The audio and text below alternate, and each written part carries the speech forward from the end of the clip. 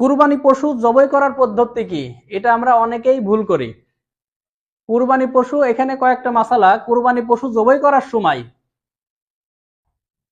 অনেকেই গরু জবাই করার সময় একা জবাই করতে পারে না, দুইজন ধরে ছুরি চালাই জবাই করে।